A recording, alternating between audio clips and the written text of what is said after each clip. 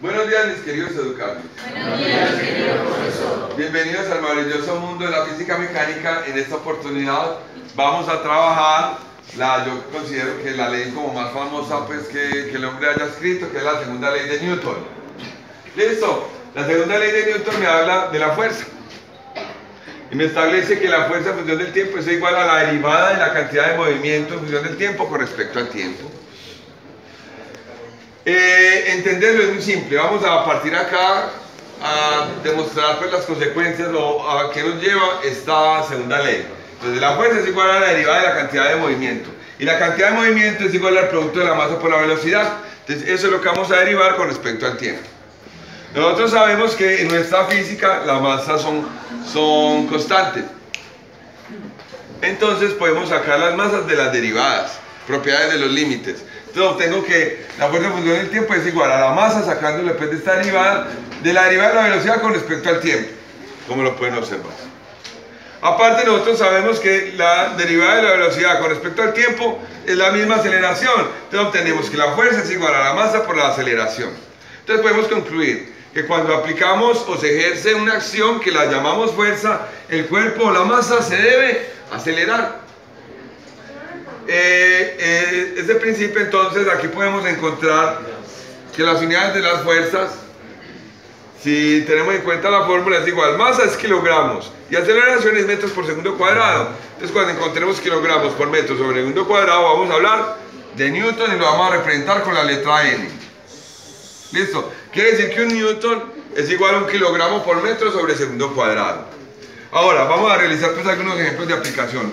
Entonces el primero, tenemos esta masa. En estos ejercicios vamos a asumir que no hay fricción, que las superficies son lisas. Entonces aplicamos una fuerza de 10 newton a una masa de 5 kilogramos. Me piden determine la aceleración de esa masa. Muy simple. Si la fuerza es igual a masa por aceleración, yo paso la masa a dividir a la fuerza y obtengo la aceleración. En otras palabras, la aceleración es igual a la fuerza sobre la masa. En este caso, la fuerza de 10 newton, la masa de 5 kilogramos, obtengo una aceleración de 2 metros por segundo cuadrado. Ahora, tenemos que tener presente que la fuerza que genera aceleraciones en el sentido del movimiento. Me explico. Si nosotros aplicamos una fuerza en este sentido y tenemos esta superficie, esta masa está obligada a moverse en este sentido, en el eje X, y en el eje Y no se va a poder mover. Entonces, en otras palabras, solo va a producir movimiento la componente en esa dirección, en este caso Fx. ¿Listo? Entonces, según estos casos, vamos a asumir este ángulo de 50 y teniendo en cuenta que la única componente que va a hacer movimiento es Fx, entonces, y teniendo en cuenta que la fuerza también es de 500 kilogramos, podemos asumir entonces que la aceleración es la fuerza en X sobre la masa. Y de la gráfica observo que esta componente de X, como Y es el que tiene el ángulo, entonces Y es con coseno, X sería con seno. Entonces me daría fuerza seno del ángulo sobre la masa. Reemplazando me daría 500, que es la fuerza, por seno de 50, teta que es 50 grados, sobre 5 kilogramos. Pero yo tengo un valor de la aceleración de 76,6 metros por segundo cuadrado. Pero vamos a suponer o vamos a asumir situaciones más complejas. Primero, vuelvo y reitero, vamos a tener en cuenta que no hay fricción. Eso es teórico porque mínimamente debe haber una fricción entre las superficies. Bueno, entonces vamos a asumir este sistema. Tenemos una masa M1 acoplada a través de una polea a otra masa M2. En un plano inclinado, un ángulo teta. Me dicen que la masa 1 es de 100 kilogramos. Que la masa 2 es de 40 kilogramos y que el grado de inclinación es de 70 grados. Según estos datos, yo puedo afirmar que la masa 1 se va a mover hacia arriba, hacia abajo, y que la masa 2 se va a mover hacia arriba. Eso hay que asumirlo para poder representar vectorialmente todas las cantidades. Muy bien, entonces vamos a partir del cuerpo que está colgando. Y en este caso sería la masa 2. Entonces la masa 2, vamos a hacer el diagrama de cuerpo libre. Primero, la fuerza que le ejerce a todos los cuerpos es el peso. Entonces, determinamos el peso de esa masa. El peso de esa masa es simplemente tomar los 40 kilogramos de masa y multiplicarlo por la gravedad, que es 9,82. Lo multiplico y obtengo ese peso de 392,8 newton, que es el que escribí acá, 392,8 newton. Entonces, ha de entenderse, ¿cierto?, que la tensión en el cable va a ser igual o se va a equilibrar con esa fuerza. En otras palabras, la tensión en el cable debe ser entonces de 392,8.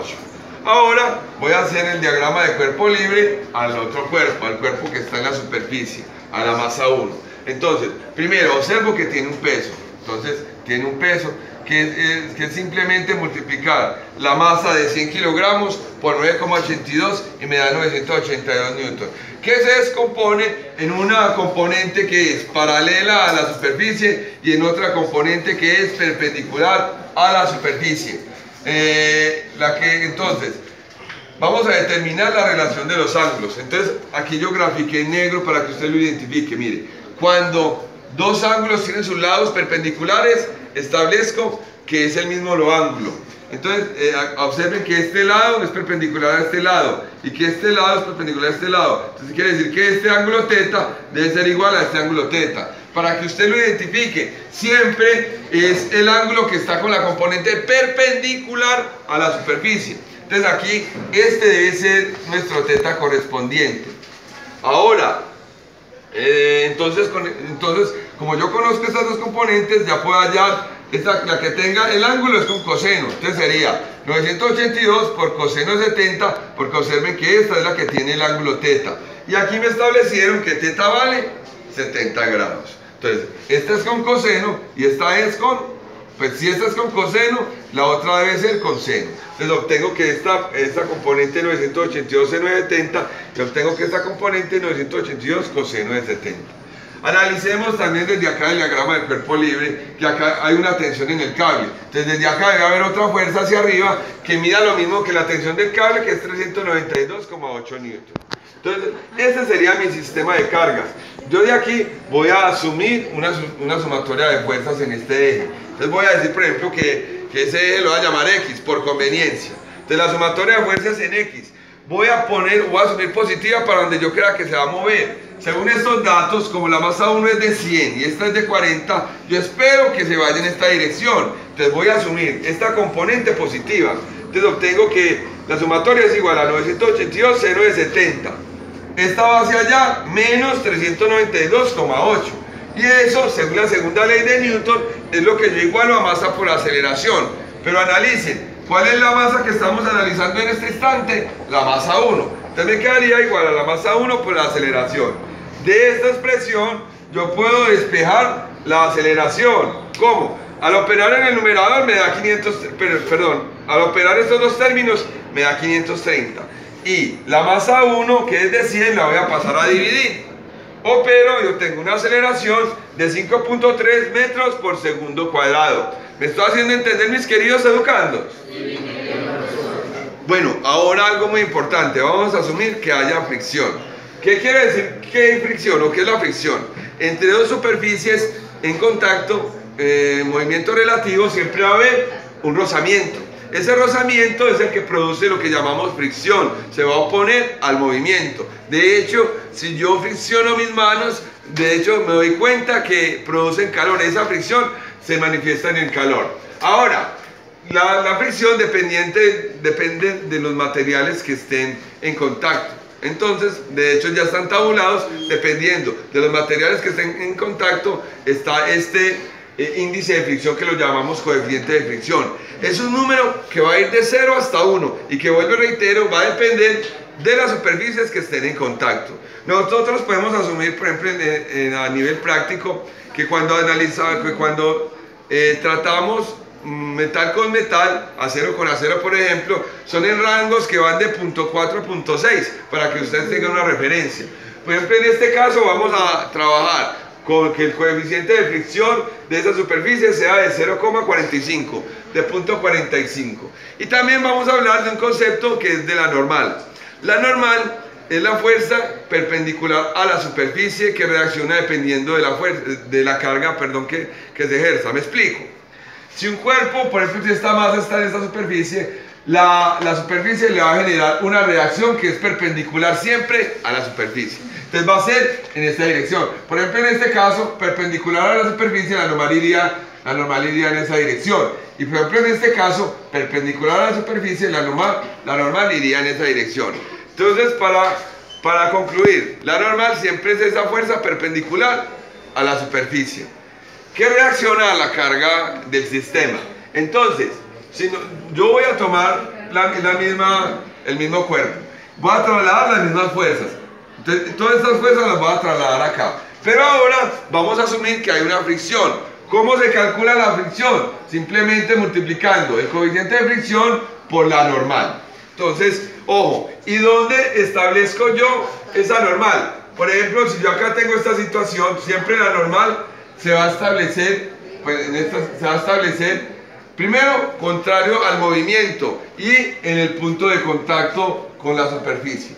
¿Listo? Quiere decir que en este contexto, esta sería nuestra fuerza de fricción, una fuerza que se oponga al movimiento. Entonces acá lo voy a graficar en negro. Entonces aquí, como yo asumo que se va a mover para abajo, la fuerza de fricción va a ser esta que estoy representando en este punto. Esta va a ser la fuerza de fricción. Y la normal, ojo, si aquí tengo una fuerza que va para acá, la normal a la superficie, que se vea en la gráfica, voy a tener una normal, una fuerza que es perpendicular a la superficie. Entonces, esta sería la normal, que se equilibraría con esta fuerza de 982 con 970. En otras palabras, de este sistema, lo primero que yo puedo establecer es que la normal es igual a 982 coseno de 70. Listo. Y puedo además calcular la fuerza de fricción. ¿Cómo? El coeficiente de fricción, que es de 0,45, por la normal, que es de 982 con coseno de 70, que es lo que acabamos de hallar. Entonces, ahora sí puedo volver a hacer el mismo análisis de fuerzas. Ojo, pues, voy a asumir las que van para abajo positivas. Entonces, esta de 982, seno de 70 sería positiva. Esta de 392,8 sería negativa. Y esta de la fuerza de fricción sería también negativa. Entonces, en síntesis, ¿cómo me quedaría? La positiva, que es 982 seno de 70, menos 392,8, como aquí lo pueden observar, menos la fuerza de fricción, que aquí la habíamos calculado, 0.45 por 982 por coseno de 70, como lo pueden observar. Opero estas partes y me da 378,8. Entonces, eso lo igualo a masa por aceleración. Y de esa expresión puedo despejar la aceleración. Entonces obtengo que la aceleración es igual a la fuerza que acabo de encontrar dividido la masa 1. La fuerza que acabo de encontrar es de 378,8 dividido la masa 1, que es de 100.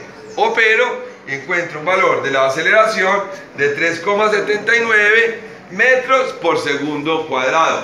¿Me dicen entender, mis queridos educandos? Sí.